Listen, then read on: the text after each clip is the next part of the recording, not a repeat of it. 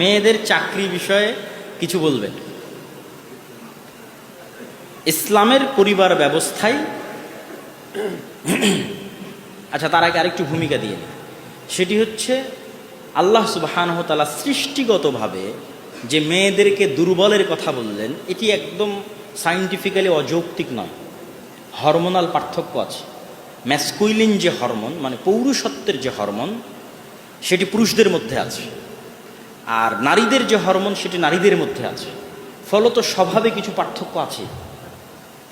সব বাদ দিলাম, আপনি এই 24-এর আন্দোলনের কথা ধরেন, মেয়েদের একটা ভালো ভূমিকা ছিল, কিন্তু দেখবেন যেগুলো একদম ক্রিটিক্যাল মোমেন্ট, ভয়ঙ্কর সিচুয়েশন, সেখানে দেখবেন মেয়েরা নাই।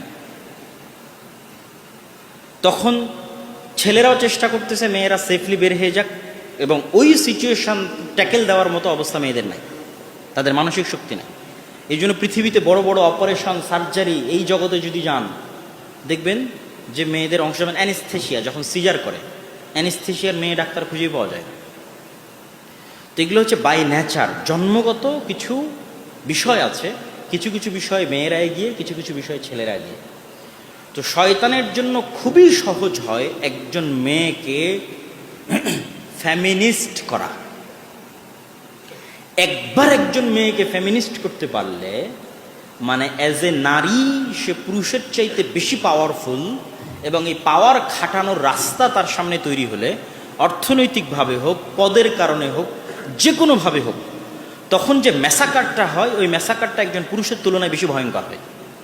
আবারও 24-এর আন্দোলনের কথা আসবে। এই জায়গায় যদি শেখ হাসিনা না হয় একজন পুরুষ হতো, অনেক আগে পদত্যাগ করে দিত, অনেক আগে।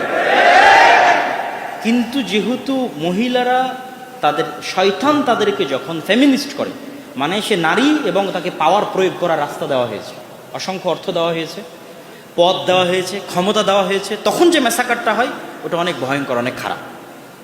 এই জন্য স্বাভাবিকভাবে ইসলামের পারিবারিক নিয়ম হচ্ছে অর্থ উপার্জন করবে পুরুষ, পরিশ্রম করবে পুরুষ, আর মেয়ে তার সন্তান সন্ততিকে আরেকজন শক্তিশালী পুরুষে পরিণত করার জন্য কাজ করবে। এই জন্য আপনাদেরকে আরেকটা ছোট্ট জিনিস এখানে বলে যায়, এটা বাস্তবে প্র্যাকটিক্যাল পরীক্ষা করবেন।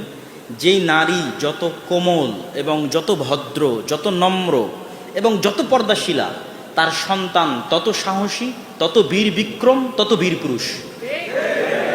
আর যেই নারী যত অভদ্র, যত পুরুষদের সাথে বেশি মিশে এবং যত ফেমিনিস্ট, যত নারীবাদী, তার পুরুষ সন্তান ততটাই দুর্বল, এবং ওরাই হচ্ছে এলজিবিটি হয়ে বলবে আমি এখন মেয়ের রূপ ধারণ করব, কেননা তার মধ্যে পৌরুষত্ব শেষে নাই।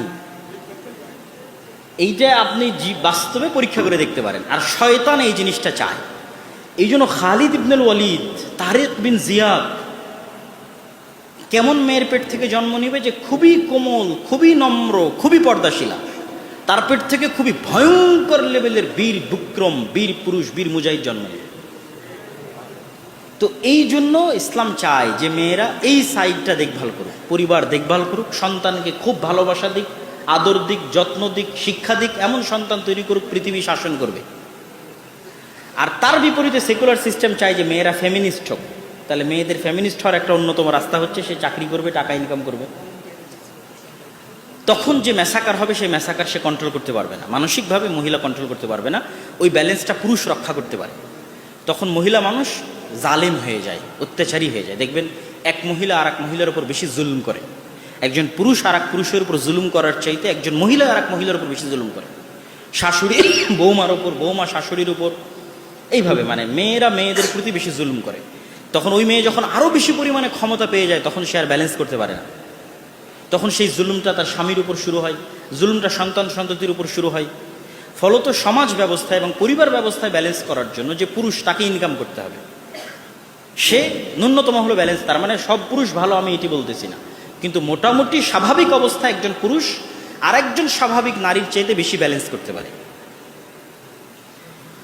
তাহলে কখন চাকরি করবে? যদি খুবই অসহায় অবস্থা হয় এবং যদি মনে করে পরিবার পরিজন, সন্তান সন্ততির ক্ষতি হচ্ছে না, জ্ঞান আছে, স্বামীর আনুগত্য করে, স্বামীর অনুমতি আছে, পর্দার লঙ্ঘন হচ্ছে না,